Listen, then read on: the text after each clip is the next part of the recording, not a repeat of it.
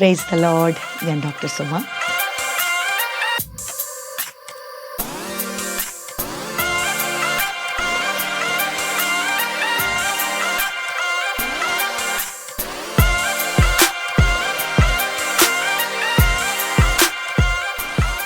Pre marital counselling course അത് design ചെയ്ത സമയത്ത് നമ്മൾ ഏറെക്കുറെ കോംപ്രിഹെൻസീവായിട്ട് എല്ലാ ടോപ്പിക്സും ഒന്ന് ടച്ച് ചെയ്ത് പോകാൻ വേണ്ടി തന്നെയാണ് ആ ഒരു രീതിയിലാണ് അതിനെ ഡിസൈൻ ചെയ്തിരിക്കുന്നത്.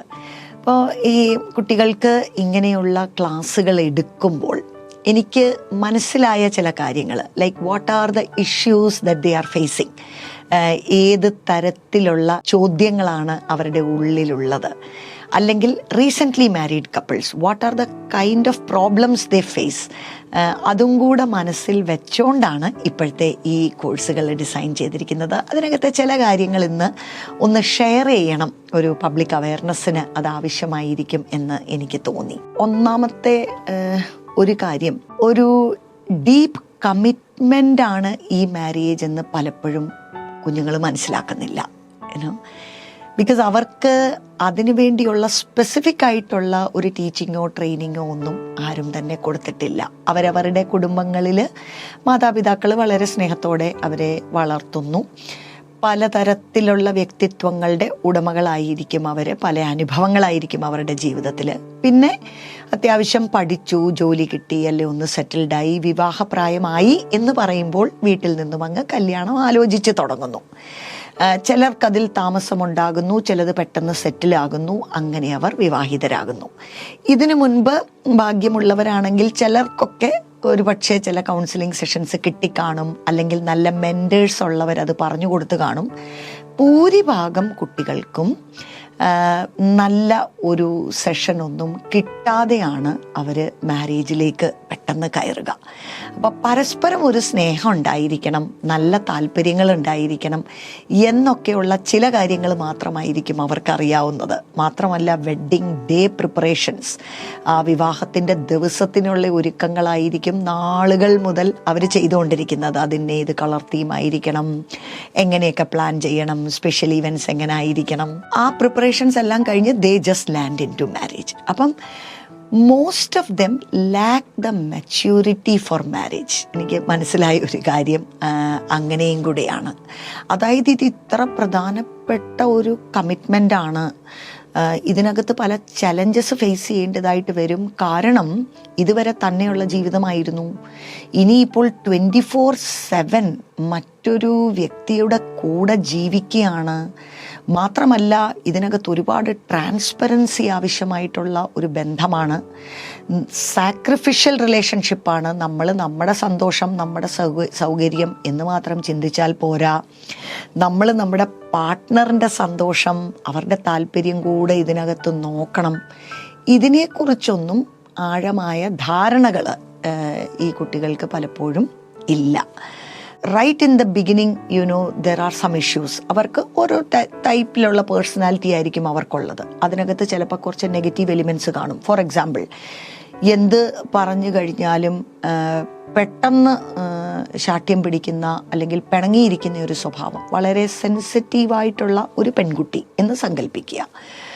ഒരുപക്ഷെ അവളുടെ വീട്ടിൽ അതൊരിക്കലും അഡ്രസ്ഡ് ആയിട്ടുള്ള ഒരു ഇഷ്യൂ ആയിരിക്കത്തില്ല, പക്ഷേ കല്യാണം കഴിഞ്ഞ് വരുന്ന ഒരു സമയത്ത് റിപ്പീറ്റഡ്ലി അങ്ങനൊരു ബിഹേവിയർ കാണിക്കുമ്പോൾ ഇത് എന്ത് ചെയ്യണം എന്ന് അറിയാൻ മേലാതെ നിൽക്കുന്ന ഒരു സിറ്റുവേഷനാണ്.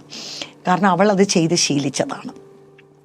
അല്ലെങ്കിൽ വാശി പിടിക്കുക, അല്ലെങ്കിൽ പെട്ടെന്ന് ദേഷ്യപ്പെടുക, ദോസ് കൈൻഡ് ഓഫ് പേഴ്സണാലിറ്റീസ്. ചിലർ ഭയങ്കര സംസാരിക്കുന്ന നേച്ചർ, എക്സ്ട്രോവേർട്ട് ആയിരിക്കും. ചിലർക്ക് എന്തെങ്കിലും ഇഷ്യൂസ് ഉണ്ടെങ്കിലും അവർ മിണ്ടാതിരിക്കും, അവർ ഇൻട്രോവേർട്ട് ആയിരിക്കും. അപ്പോൾ ഇങ്ങനെയുള്ള പേഴ്സണാലിറ്റി ടൈപ്സ് ഒരുമിച്ച് വന്നു കഴിഞ്ഞാൽ എന്ത് ചെയ്യണമെന്നറിയില്ല. ഒത്തിരി പാസ്റ്റ് ഡാമേജസ് ജീവിതത്തിലുള്ള കുട്ടികൾ കാണും. Like childhood trauma, experiences, baggages, low self esteem ആയിരിക്കും, ഇൻഫീരിയോറിറ്റി കോംപ്ലക്സ് കാണും. നല്ല ഒരു സെൽഫ് ഇമേജ് ഇല്ലാത്ത കുട്ടികൾ കാണും, ഐഡൻറ്റിറ്റി ക്രൈസിസ് ഉള്ളവർ കാണും. ഇനിയിപ്പോൾ എൻ്റെ ജീവിതത്തിൻ്റെ സന്തോഷമെല്ലാം എൻ്റെ പാർട്ട്ണറാണ് എനിക്ക് നൽകിത്തരുന്നത് എന്നുള്ള ഒരു വലിയ ചങ്ക് ഓഫ് എക്സ്പെക്റ്റേഷനുമായിട്ട് വിവാഹത്തിലേക്ക് വരുന്നവർ കാണും. അത് പൂർത്തീകരിക്കാതെ വരുമ്പോൾ എന്ത് ചെയ്യണം എന്ന് അവർക്കറിയില്ല.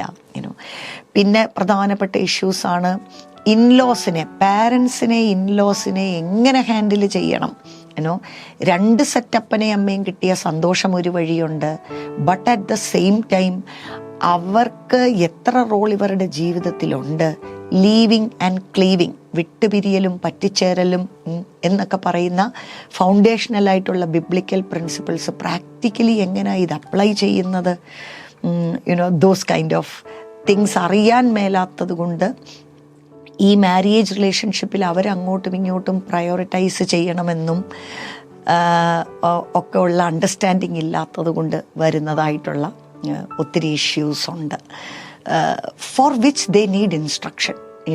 It is like you should know the rules of the game even before you enter into the field എന്ന് പറയുന്നത് പോലെ ഈ കാര്യങ്ങളൊക്കെ ഒന്ന് ആൻറ്റിസിപ്പേറ്റ് ചെയ്ത് ഓക്കെ ഇങ്ങനെയൊക്കെയാണ്, this is how it should be എന്നൊക്കെ ഒരു അണ്ടർസ്റ്റാൻഡിങ് ഉള്ളത് ഒത്തിരി നല്ലതാണ്.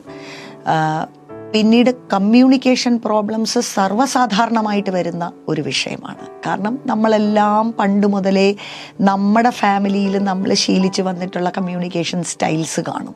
പക്ഷേ നമ്മളൊരു വിവാഹത്തിലേക്ക് വരുമ്പോൾ മറ്റുള്ള വ്യക്തിയെ മനസ്സിലാക്കണമെങ്കിൽ ഏറ്റവും ഇമ്പോർട്ടൻ്റ് ആയിട്ടുള്ള ഒരു കാര്യമാണ് പ്രോപ്പർ കമ്മ്യൂണിക്കേഷൻ അവിടെ സംഭവിക്കണം. അതിനകത്ത് ലിസണിങ് ഉണ്ട്, അണ്ടർസ്റ്റാൻഡിങ് ഉണ്ട്, റെസ്പോണ്ടിങ് ഉണ്ട്. അതിൽ തന്നെ ഒരു ആർട്ടാണ്. അത് പഠിച്ചെടുക്കുക എന്നുള്ളത് ഇമ്പോർട്ടൻ്റ് ആണ്.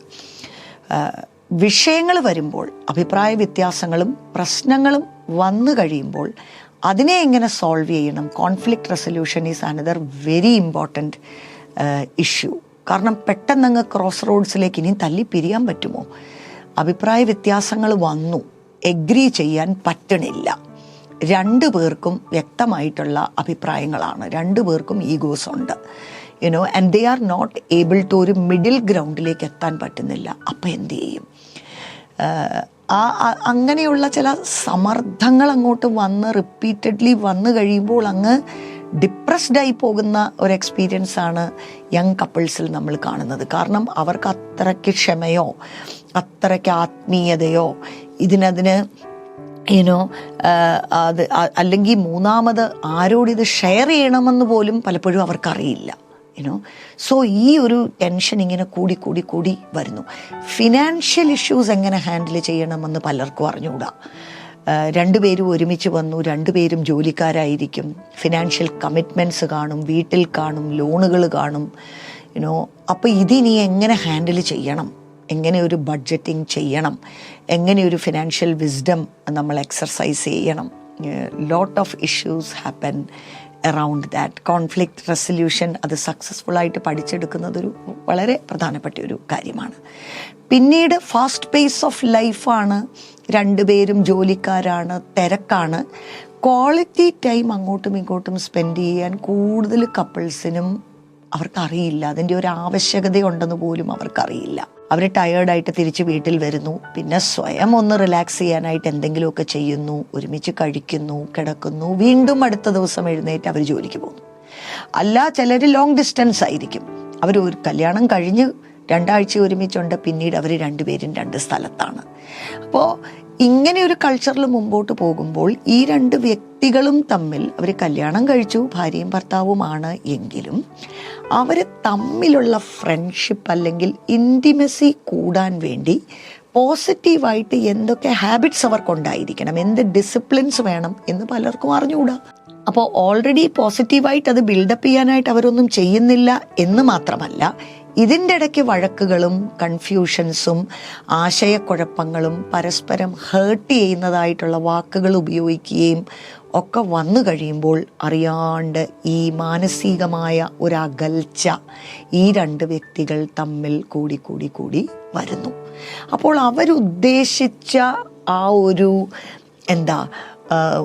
ഒരു റൊമാൻറ്റിക് അറ്റ്മോസ്ഫിയർ അല്ലെങ്കിൽ ഒരു അഫെക്ഷൻ, ഒരു ഭയങ്കര സന്തോഷം, ഒരു ഫ്രണ്ട്ഷിപ്പിനകത്തുനിന്ന് വരുന്ന ആ ഒരു സന്തോഷം ആ കുടുംബജീവിതത്തിൽ ഇല്ലാതെയായിത്തീരുന്ന ഒരനുഭവം. And may be in the beginning of marriage it was there, but slowly ഒരു ഫ്ലെയിം ഇങ്ങനെ കെട്ട് അതിൻ്റെ തീ കുറഞ്ഞു വരുന്നത് പോലെ ഒരു ലാക്ക് ഓഫ് എക്സൈറ്റ്മെൻ്റ് ആണ് ഈ ഒരു റിലേഷൻഷിപ്പിനകത്ത് ഉണ്ടാകുക.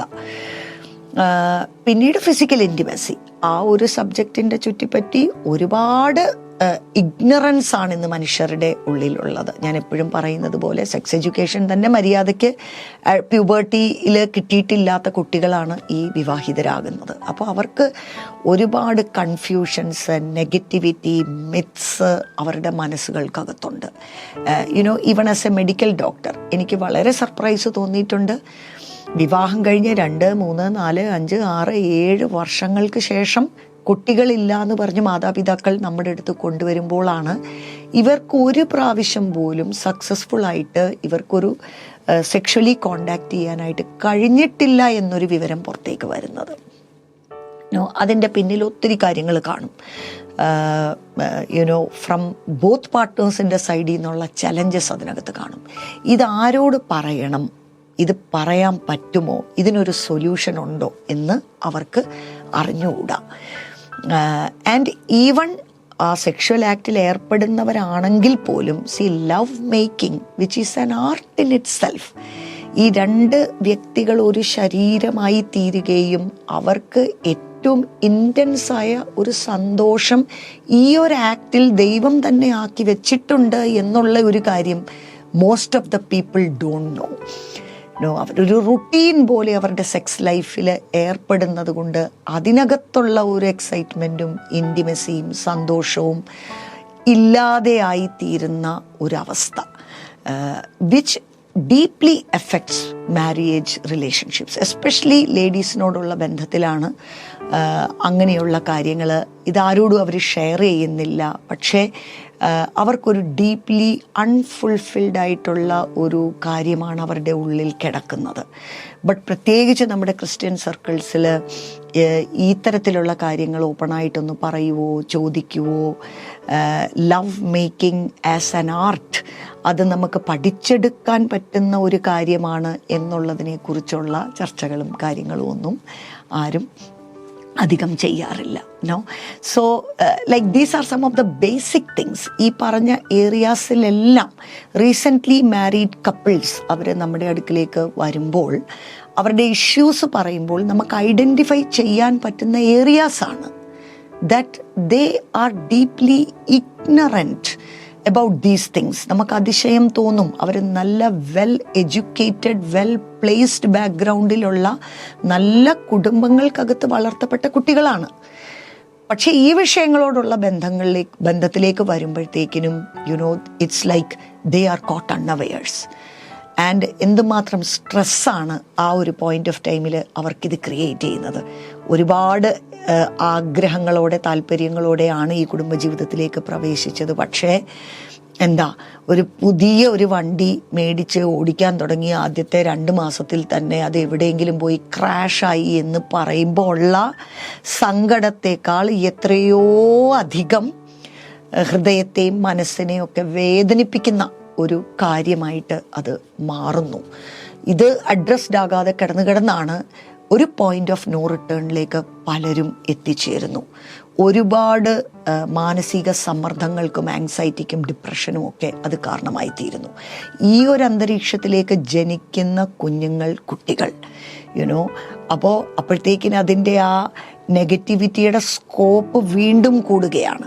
കാരണം ഭാര്യ ഭർത്താവിൻ്റെ ലെവലിൽ തന്നെ സോൾവ് ആകാതെ കിടക്കുന്നതായിട്ടുള്ള ഇഷ്യൂസ് വീണ്ടും കുട്ടികളിലേക്ക് അതിൻ്റെ ഇൻഫ്ലുവൻസ് പോകുകയാണ്. So I believe this will be A great blessing. നമ്മൾ മെയ് 10th മുതൽ ജൂൺ 7th വരെയുള്ള ഈ ഒരു കാലയളവിൽ എല്ലാ സാറ്റർഡേയ്സ് 7 to 9 PM നമ്മൾ ഈ വെബിനാർ ഹോസ്റ്റ് ചെയ്യാനായിട്ട് ഉദ്ദേശിക്കുന്ന ലൈവ് സെഷൻസ് ആയിരിക്കും. അതിനകത്ത് നമ്മുടെ ചോദ്യങ്ങളെയൊക്കെ ചോദിക്കാനും റെസ്പോണ്ട് ചെയ്യാനും ഒക്കെയുള്ള അവസരങ്ങൾ ഉണ്ടായിരിക്കും. And I M so excited about these sessions. So register soon. നിങ്ങൾക്ക് പരിചയമുള്ള അങ്ങനെയുള്ള ആൾക്കാരുണ്ടെങ്കിൽ അവരിലേക്കൊക്കെ നിങ്ങൾക്ക് സ്പ്രെഡ് ചെയ്യാം. താഴെ കാണുന്ന നമ്പറിൽ നിങ്ങൾ കോൺടാക്റ്റ് ചെയ്യുക, രജിസ്റ്റർ ചെയ്യുക. And let us together dream and desire and envision, healthy, happy and godly families, which will in turn build a healthy society. God bless you all.